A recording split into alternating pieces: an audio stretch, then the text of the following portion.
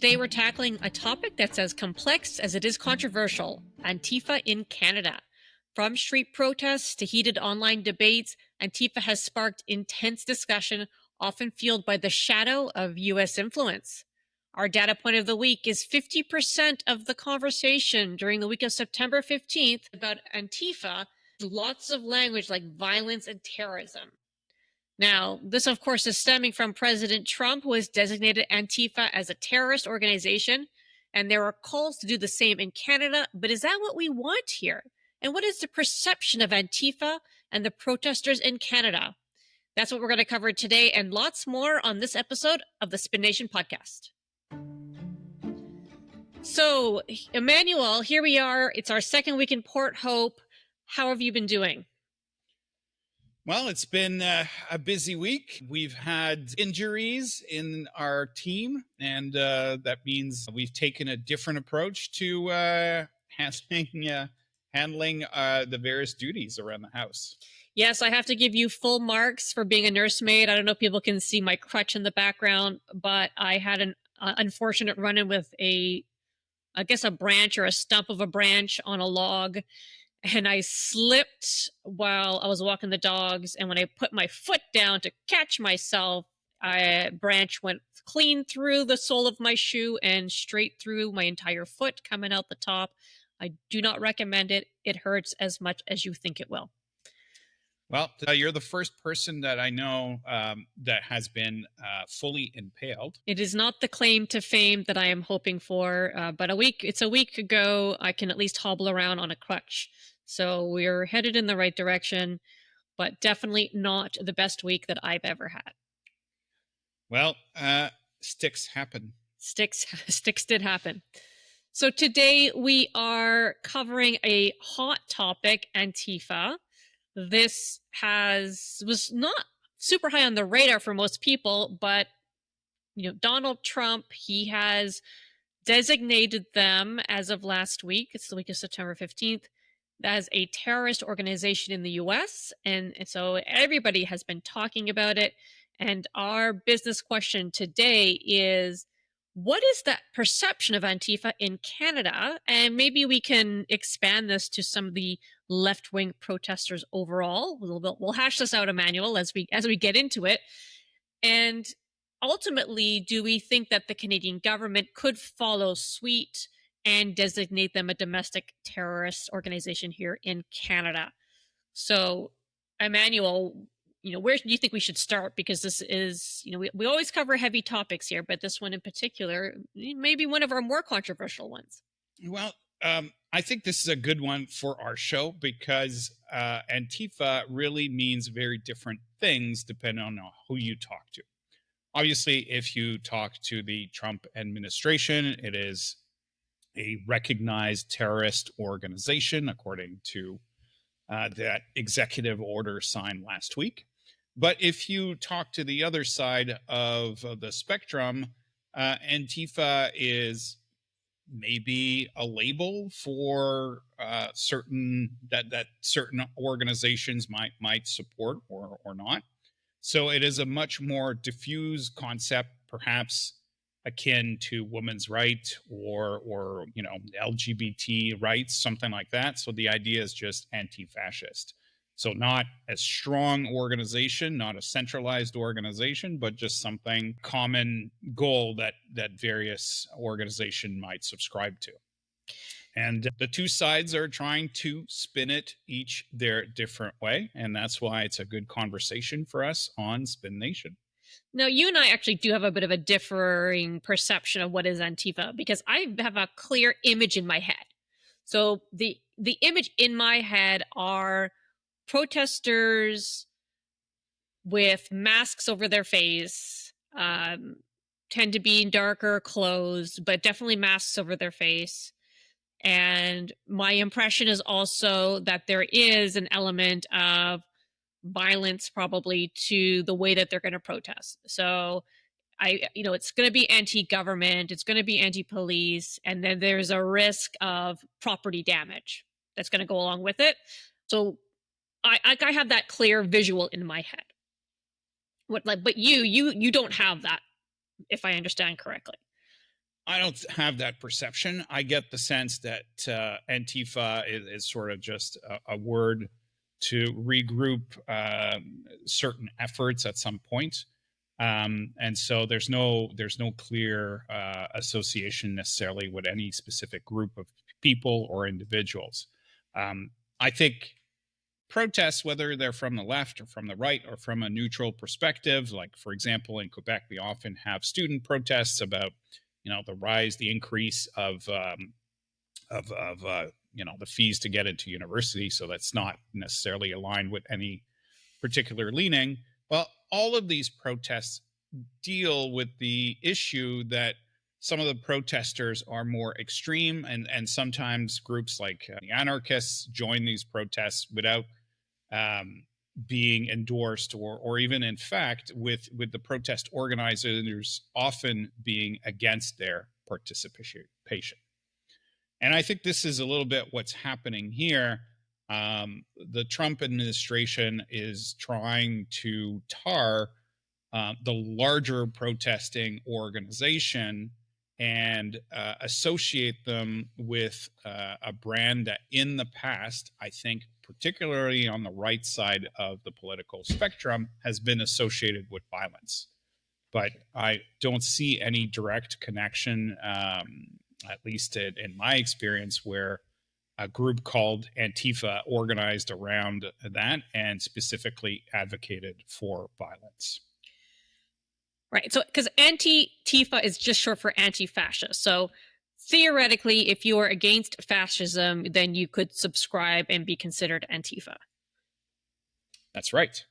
And I guess the question is, do you consider the current government to be a fascist government? And that's been the crux of the matter in terms of how this word is being used in very different contexts, depending on who is using it. And I think that's a little bit dangerous for our democratic society. Another thing I want to add about Antifa is I'd like to share this chart from Google Trends, going back all the way to 2015. And what this shows is really this Antifa story is the story that dates back to Trump, the first Trump term. So you can see over here, this starts to be a word that's being searched on Google, around late 2015, early 2016, a little bit throughout the Trump term. And then it peaks at the very end of the Trump term, and this was happening around the January 6th riots, where there were speculations by the right that the riot had been encouraged by members of Antifa who had infiltrated the protesters, and those were the ones that were inciting the violence. But so be that as it may, we're not going to argue the pros and cons of these different perceptions, but what's really notable is it's been complete silence on Antifa ever since those first few months after the January 6th riots.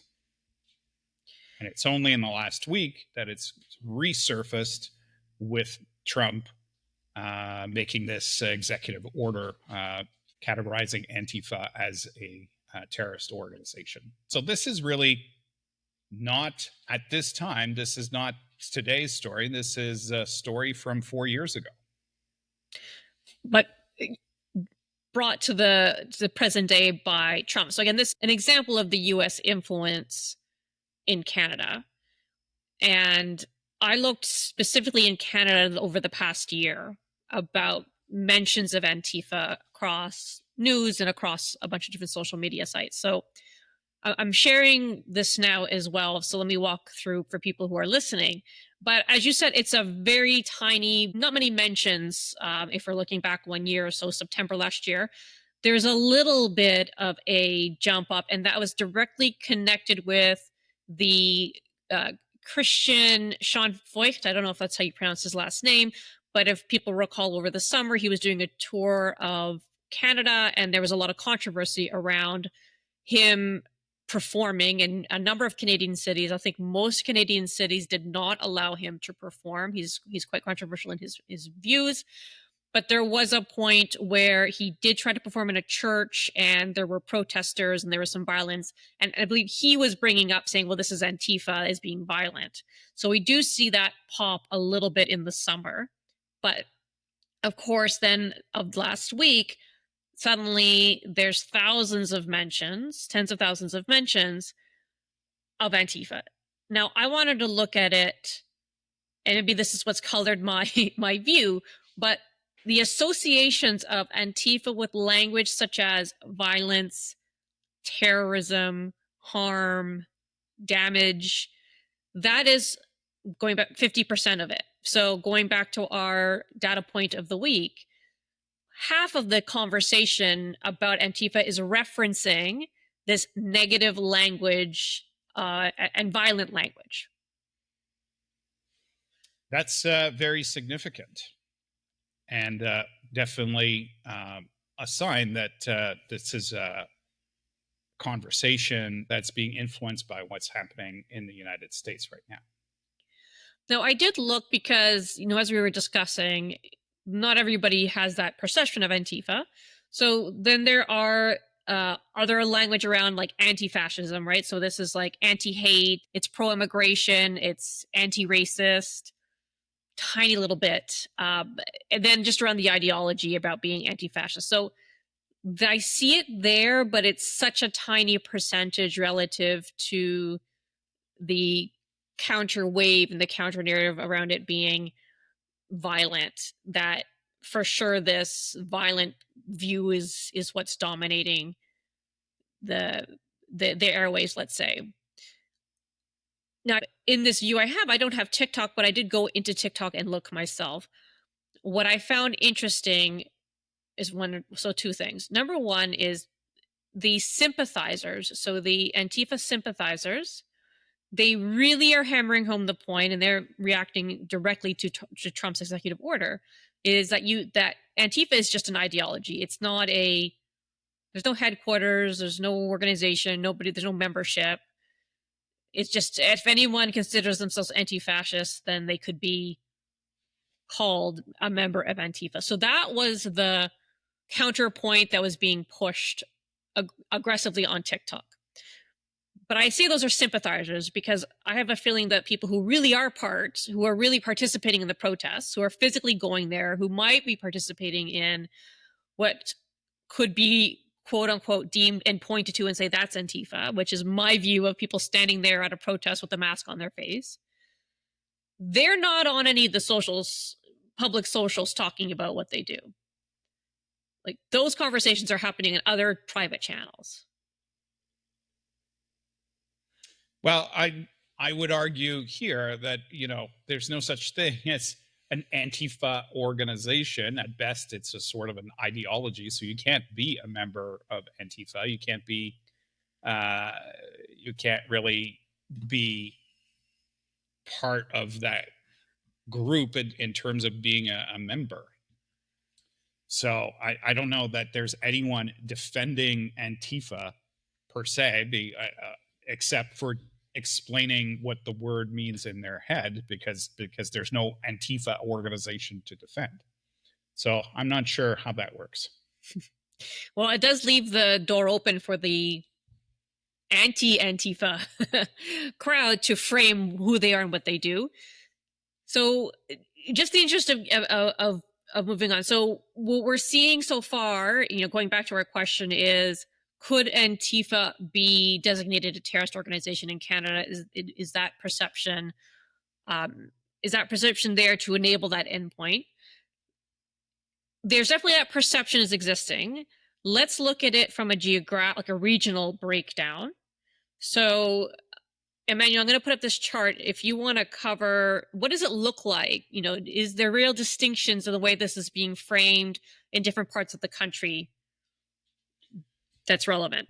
Well, we know that the data that we're pulling, which primarily comes from social media data and primary Twitter, ex-Twitter as the number one source. There's a little bit of Blue Sky, but and the majority of the actual content comes from Twitter, which is definitely right leaning at this point in time. So what we're seeing here is not surprising. It sort of reflects a little bit at the Canadian election map, where a lot of the Antifa conversation is issued out of Western Canada, and to the strongest degree on a per capita basis from Alberta. So this is not necessarily a surprise, because again, this conversation is a direct result of Donald Trump making that announcement about naming them a terrorist organization. There's a little hotspot in the Atlantic Canada too, I see, but just a small bit. But yeah, the biggest, per capita is, as you said, not surprising, Alberta. Right. We see a little bit of conversation in Quebec, and in particularly, this was coming out of Reddit. And there, it's a very diverse conversation. I noted a couple of different themes.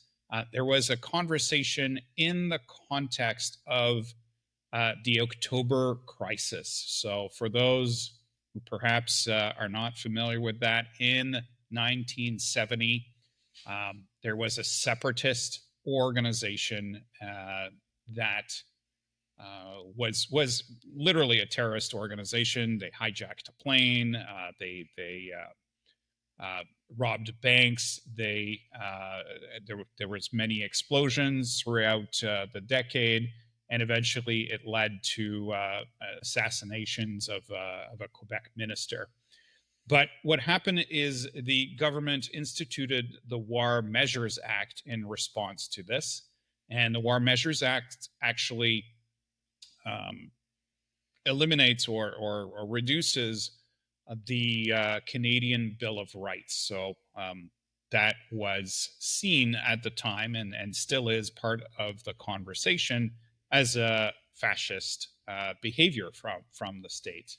And so there's a little bit of that history that is coming back to the fore, where people are arguing about, naming Antifa a terrorist organization. So this is coming back.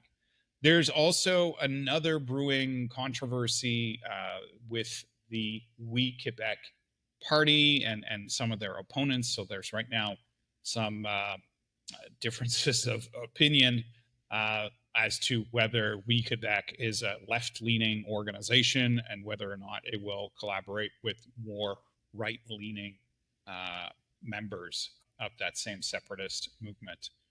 So those are the two things that are coming through, and it's definitely a lively conversation on Reddit.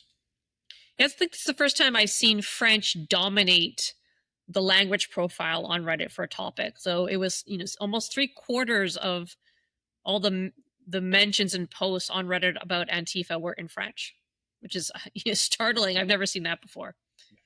And it's interesting also, as well as usual, this is not a reflection of the U.S. conversation, but it's its own Quebec thing, steeped in Quebec culture and steeped in Quebec history. All right, well, let's start to wrap up here with our so what. So let me kick us off. I think that the data is, in my mind, fairly clear that we are seeing, while we are lagging the US, we are seeing the early signs of a similar narrative that played out in the States beginning to play out here in Canada. So this framing of Antifa as violent and terrorists, that is being adopted. Right. And we saw that with some key influencers borrowing from this conversation and pushing for that determination of a terrorist organization. Right. So it's the Dominion Society of Canada. So could this be adopted by the government? Well, like you said, there are organizations moving towards that. So the Dominion Society of Canada does have a petition. So it's very prominent on their website. So that is an actual concrete effort that's put in place. There are others out there who are collecting data and writing reports as well that is being submitted to various government bodies that we have seen. calls to fund organizations that are perceived to be working with, I'll air quote Antifa groups, because I'll give the benefit of the doubt to Emmanuel, who tells me Antifa doesn't exist. So I'll say, okay. But that is, there are people being framed that way. So I do not think that under a Carney government, we're necessarily going to see this unless there's massive Trump pressure for some reason to do it for, national security reasons. But if we in future have a conservative government, it would be something Poilievre would do. I think if we've looked at the kind of alignment and language he's using, I could see Poilievre, if he became prime minister, trying to make this designation. So I think yes. I think the answer is yes. What do you think? Well, I think this is a good example of where we have echo chambers that are almost completely separate from each other. There's no overlap at all. On the one side, there's this strong impression that we have an organization that is coordinated, that is financed, that is set on use of violence to achieve their objective. And on the other side of the debate, we have we have a group that argues that this is just a concept. It has nothing to do with an organized movement. It's just being anti-fascist. So these two bubbles barely intersect at all. And you can, if you are set a certain way on social media, you're only going to see one side of the story. And that brings me back to, we need to build this Canadian compromise, and we need to find the common ground to be able to talk about the same facts in a way that each group understands the other. Do you think we're at a risk of anyone who's out there protesting being labeled as Antifa and having that be a very negative label that could lead to people losing their job, getting doxxed? Do you think that is where this is headed with the path that we're currently on? Well, this is the danger, right? So every protest always has a certain minority that will use, the guys that break windows or that turn cars over. As far as I know, most of the time, the protest organizers are trying to make sure this sort of thing doesn't happen. But obviously, in a large grouping of 100,000 people or whatever it is, you cannot control every single individual's actions. And so the danger is that these few outliers create trouble, and that the label of Antifa then gets propagated to the entire group of protesters in a way that is not real in terms of the actions of the larger group and the actions of the organizers. And therefore, if that situation happens, then it just becomes an authoritarian tool to reduce people's ability and legal rights to protest. So that is my main concern.